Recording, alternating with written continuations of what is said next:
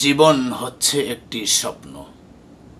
এই দুনিয়ার পিছনে যে বা যারাই যত পরিশ্রম দিবেন, আপনি দুনিয়াতে তত সফলতা অর্জন করতে পারবেন। আপনাকে মনে রাখতে হবে, দুনিয়া হচ্ছে ক্ষণস্থায়ী, আখেরাত হচ্ছে স্থায়ী।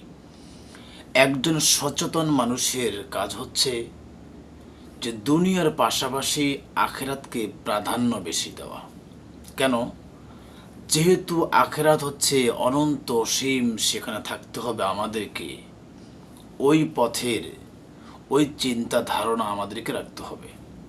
কেননা আমি যে দুনিয়ার জন্য এত পরিশ্রম করতেছি, এই দুনিয়া কিন্তু একদিন শেষ হয়ে যাবে।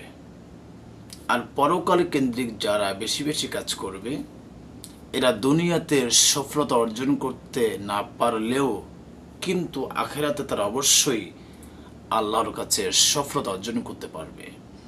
যারা বিবেকবান, বুদ্ধিমান, চিন্তাশীল, এরা অবশ্যই আখেরাত কেন্দ্রিক দুনিয়াতে কাজ করবে। যারা অসচেতন, বুদ্ধি কম, স্বার্থবাদী, এরা কিন্তু আখেরাতকে পিছনে ফেলে দুনিয়াকে প্রাধান্য বেশি দিবে। তার কারণ এরা দুনিয়ার প্রেমে পড়েছে। রাসূলুল্লাহ সাল্লাল্লাহু আলাইহি সাল্লাম বলেছেন যে, হুব্বুদ দুনিয়া রাসু কুল্লি খতিয়া। দুনিয়ার মহাব্বত সমস্ত গুনাহের মূল। আল হাদিস।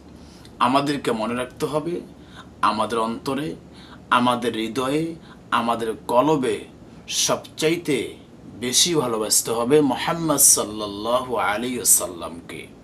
যদি ভিডিওটি ভালো লাগে অবশ্যই শেয়ার দিবেন, লাইক করবেন এবং চ্যানেলটি সাবস্ক্রাইব করে পাশে থাকবেন ইনশাআল্লাহ।